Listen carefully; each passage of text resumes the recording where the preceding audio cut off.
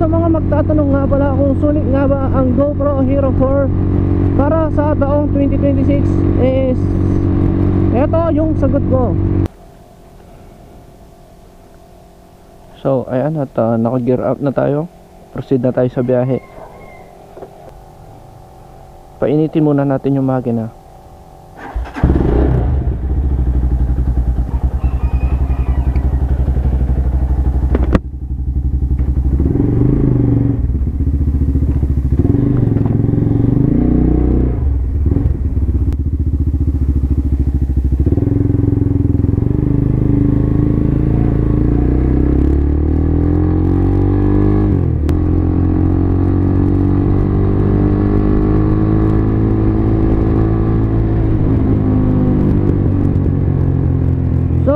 Guys, at good morning ulit. At first time kong magsasalita sa camera, no? Kaya kung hindi pa ako masyadong marunong magsalita sa camera, eh pagpasensyahan nyo na muna. At ano bang topic natin ngayon? Wala pa ako masyadong alam na topic, guys. Pasensya na. Ginawa ko lang tong vlog na to at para ma-practice yung pagsasalita ko sa camera, para sa mga future na video is makapag-explain ako ng maayos tungkol sa mga topic o sa mga content ko, no?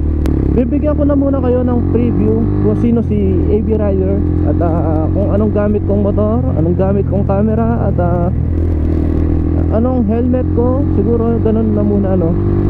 Habang parang nagpapakilala muna ako. So ipapakilala ko sa sarili ko. Ako nga pala si AB Rider at motovlogger aspirant, no? So gusto ko lang namang makapag-share ng mga daily road trip ko. Ang gamit ko nga palang motor is GPR Explorer 250, yung version 2. At nakikita nyo naman siguro sa video is color green. Nakuha ko tong motor na to way back 2023. At ngayon magto 2026 na. Kaya magto 3 years na rin to, no? So far wala pa naman akong naging major problem sa kanya. Kadalasan naman sa mga nagiging problema or nagiging issue ko sa kanya is yung mga minor na pyesa lang. To be exact, 2 years and a half kung paggamit ng motor na to is so far wala pa naman akong nakikitang issue sa kanyang makina, no? At kadalasang nagiging issue ko lang naman sa kanya is yung mga minor parts lang naman. Katulad ng naputulan na ako ng clutch cable dito. At alam ko pagpapabaya ko yung hindi ko na maintain ng maayos yung clutch cable ko, no? At nagpalit na rin ako ng spark plug.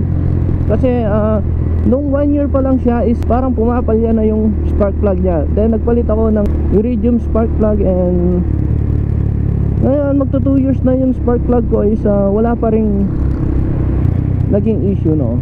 So guys, expect nyo na kapag lagi nasa initan yung motor nyo, isa sa mga nagiging issue is magbibitak-bitak yung pintura niya or yung pinaka-gloss niya is magbibitak-bitak, no? At yan yung kadalasang naririnig ko rin sa mga may ari ng Explorer 250. Mga minor lang naman yun. Ang importante kasi is yung makina mismo, no? So ayan, at malaman nyo na kung ano yung gamit kong motor.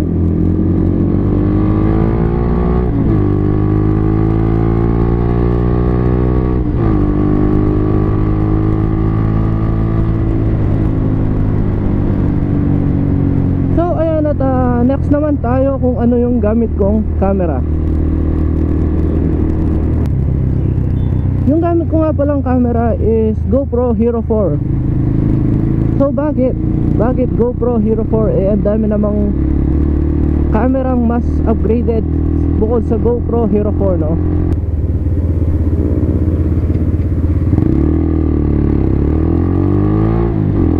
Bakit ko nga ba gamit yung GoPro Hero 4? So para sa akin, nag-uumpisa pa lang naman akong mag-vlog at gusto ko lang namang i-record yung pang daily road trip ko, no? At para sa akin is sapat na yung GoPro Hero 4. Kahit ngayong magto 2026 na, meron naman dyang mga Hero 10, Hero 13, Insta360, yung mga ganon. So hindi ko masyadong kailangan muna yung high quality na camera. Ang importante, ma-record ko yung point A to point B ko. At Naka 1080p naman to at naka super wide naman. Kung mapapansin nyo, sobrang lawak talaga ng nakikita ng GoPro Hero 4. Sa stability naman, kayo nang umusga kung gaano ka-stabilize yung footage ng GoPro Hero 4, no? Wala itong built-in na camera stability. Di gaya ng mga Hero 5 pataas, ang mga Insta360. Ayan, meron silang built-in stabilization. Ito wala. So raw footage, parang ikaw talaga yung nakasakay sa motor kapag pinapanood mo to. At yun yung nagustuhan ko sa GoPro Hero 4. Sa presyo naman is nabili ko lang ito ng below 3,000 pesos. Yan. So sa 3,000 pesos, kung maghahanap ka ng mga high-end or quality cameras, is wala kang makikita. GoPro Hero 4, ito na yung pinaka the best para sa akin na 3,000 pesos or sabihin mo na 4,000 kung mas magandang quality or mas makinis pa yung GoPro Hero 4 na makikita mo. At note nga pala guys, wala ka nang makikitang brand new ng GoPro Hero 4. So tsaga-tsaga lang, maghanap ka lang sa Facebook Marketplace at sigurado makakita ka rin ng naka for sale na mas malapit sa inyo. So yung mga settings ko nga pala dito, kung gusto nyo malaman is sa next video na lang siguro, kasi hindi ko masyadong kabisado yung settings. Next video so magpe-prepare ako ng mas detailed na explanation about sa mga features ng GoPro Hero 4 at settings na gamit ko, no? Ayan, next naman is yung helmet na gamit ko. So helmet na gamit ko is Geely helmet na GTS version 1. Ito yung pinaka mura ulit.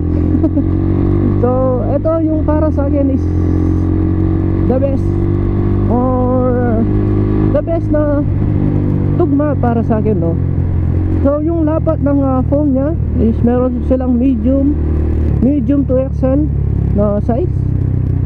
At ilalagay ko na lang siguro sa video kung paano yung size reference ng mga sizes ng Geely helmet, no? Ayan, yung alam ko naka centimeter to eh. Ayan, makikita nyo sa screen. At yung sa akin guys is large. Yes, size, large size. Then gano'n na ba katagal sa akin tong Geely helmet na to? So nasa akin na to since 2023 rin, halos kasabayan ng motor ko, no? Pero nauna yung helmet ko. Hindi ko alam kung bakit nauna yung helmet ko kaysa sa motor. Ayan.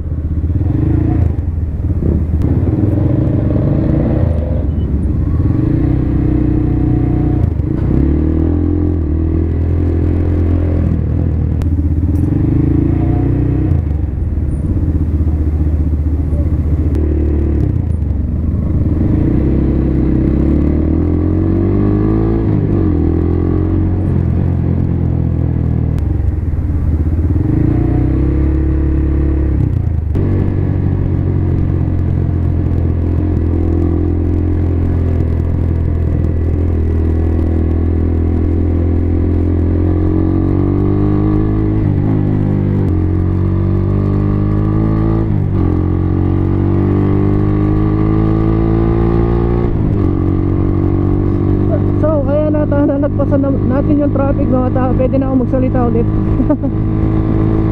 Ayan, natin sa mga magtatanong nga pala kung sulit nga ba yung Explorer 250 para sa price range yan na 79,000 cash. And installment naman is ito, papakita ko na lang sa screen, hindi ko masyadong kabisado. So ayan, at para sa in-depth review ng Explorer 250 is sa next video na lang siguro yan. At gagawin ko ng malupit na content yung GPR 250 version 2 in-depth review, 2.5 years of ownership, kung ano nga ba lahat ng isyong nakita ko at kung ano yung pros and cons ng pag-own ng GPR 250. So sa mga magtatanong nga pala kung sulit nga ba ang GoPro Hero 4 para sa taong 2026 is eto yung sagot ko. Yes po, sulit na sulit para sa mga mag-uumpisang mag motovlog or mag-record ng mga video sa mga road trip nila is sulit na sulit. Yung GoPro Hero 4 is walang kupas.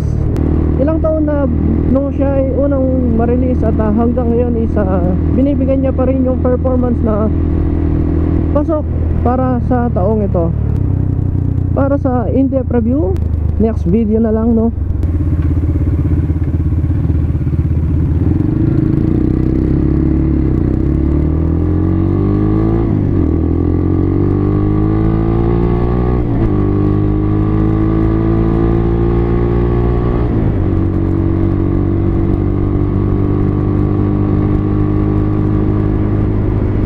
So guys, hanggang dito na muna yung video na to. At itong pala yung first time ko magsasalita sa camera, no? At hindi pa ako masyadong marunong magkwento ng about sa kung ano-ano. At para sa mga in-depth review ng mga nabanggit ko, sa next video na lang. And hanggang dito na lang muna. Peace out. Enjoy the rest of the video.